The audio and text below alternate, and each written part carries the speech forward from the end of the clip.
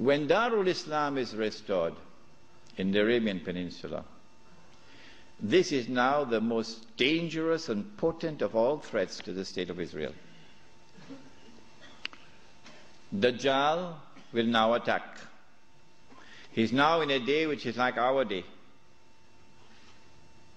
And so we'll see him, a Jew, a young man, powerful, built, curly hair. But I'm not saying anything about his eyes because you understand the hadith about the eyes now. The Prophet ﷺ pointed his hands to the east 20 times. And he said he's going to come from the east. Jerusalem is northwest. When Israel attacked Jamal Abdel Nasser, although Israel is to the east of Egypt, Israel attacked from the west and destroyed the Egyptian Air Force on the ground in the Six-Day War. Similarly, Dajjal is not going to attack from the northwest. He attacks from the east. 20 times, said Muhammad alayhi salatu wasalam, you can come from the east. When he attacks, he's going to be riding on a donkey, which will travel as fast as the clouds, and which is have his hair stretched out wide. I'm going to Perth, inshallah, on Thursday on that donkey.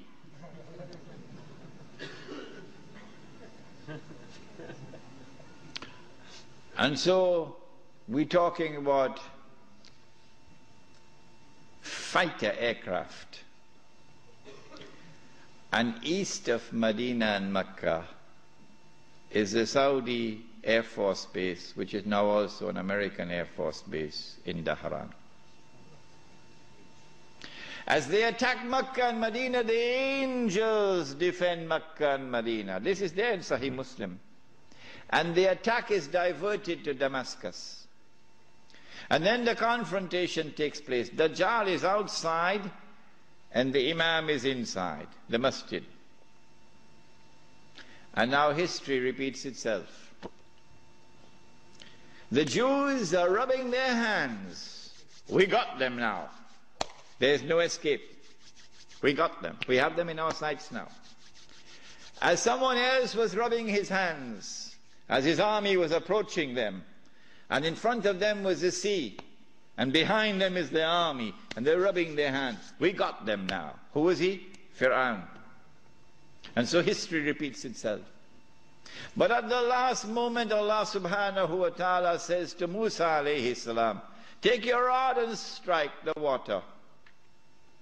And then the divine intervention took place, the miracle.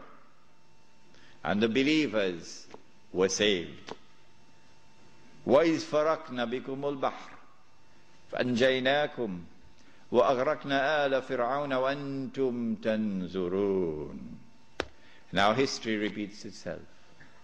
As the Jews are rubbing their hands, we've got them now, we've cornered them. At that last moment, history repeats itself. The son of Mary comes down with his hands resting on the wings of two angels. The first time he came, Allah raised a man. And when the Messiah came, he came in front of that man. And that man said, here he is, this is the man you've been waiting for, this is the Messiah. Who was that man? Yahya alayhi salam. So this is the divine method for positive identification.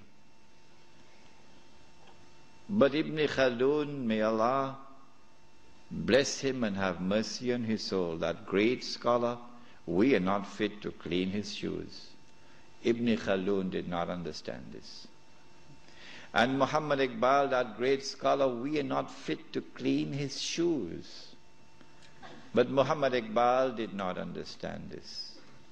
And so many other scholars have not understood it. And they rejected all the ahadith on Mahdi as fabricated. Ibn Khaldun did it and everybody else followed him. But now history repeats itself. The divine method of positive identification is repeated. As the son of Mary comes down in the masjid, Imam al-Mahdi says, here he is, this is the son of Mary. And history repeats itself.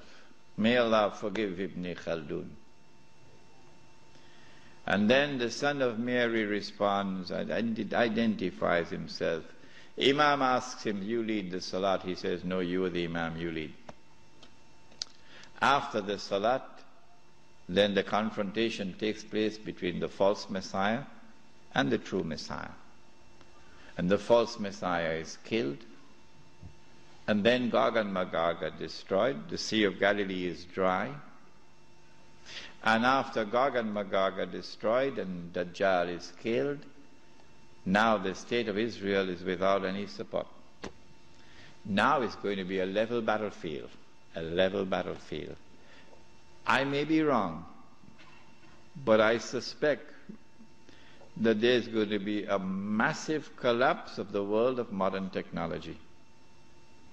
I suspect that. And so horses are now going to be used once again. Yeah. The army now comes out of Khorasan, and that army attacks and destroys the state of Israel. The first time it was a Babylonian army. The second time it was a Roman army. And after the Roman army destroyed them and threw them out of the land, Allah said, وَإِنْ عُدْتُمْ عُدْنَا وَإِنْ عُدْتُمْ عُدْنَا. If you return with your fasad, we will return with our punishment. They return with their fasad. It's happening now before your eyes. And so Allah returns with His punishment. وَإِنْ عُدْتُمْ عُدْنَا. And so now the Muslim army destroys the state of Israel. It is at this time that the Prophet said, alayhi salatu wasalam, the hadith in Sahih Bukhari, Sahih Muslim, you will know who is a true leader amongst the Muslims today, because he'll not be afraid to quote this hadith. And you will know those who betray Islam, because they will never quote this hadith. Never. They'll lose their jobs. لَتُقَاتِلُنَّ الْيَهُودِ وَلَتَقْتُلُنَّهُمْ حَتَّى يَقُولُ الْحَجَرُ يَا مُسْلِمْ هَذَا يَهُودِيٌّ وَرَائِي فَتَعَالَ فَاقْتُلْ. If you're 17 years of age tonight, this is music in your heart. Yeah. If the beard is gray, well, things are not the same anymore. You will most certainly fight the Jews. And you will most certainly kill them. And at that time the stones will speak. Muslim, there's a Jew hiding behind me. Come and kill him. And so the Holy Land is liberated. This ends the subject of Imam al-Mahdi and the return of the Khilafah. What happens after that we'll pick up in our subject on Jerusalem in the Quran, which will be on Monday night. What I'd like you to do is, if you have any questions, please write them very quickly. We have paper?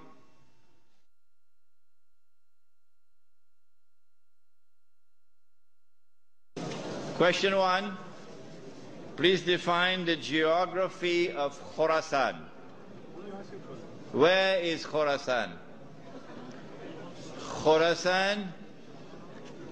Khorasan, in the time of the Prophet ﷺ, has been researched by the eminent Pakistani scholar Dr. Israr Ahmad, and he has explained that Khorasan is that territory which extends from northwest Pakistan, the Pathan belt, northeast Iran, the whole of Afghanistan, and the territory north of Afghanistan. But clearly Afghanistan is in the heart of Khorasan. No. This territory has one thing distinctive about it, that Europe could never colonize the heart of Khorasan. The British tried when Britain was the ruling state in the world, and the British failed.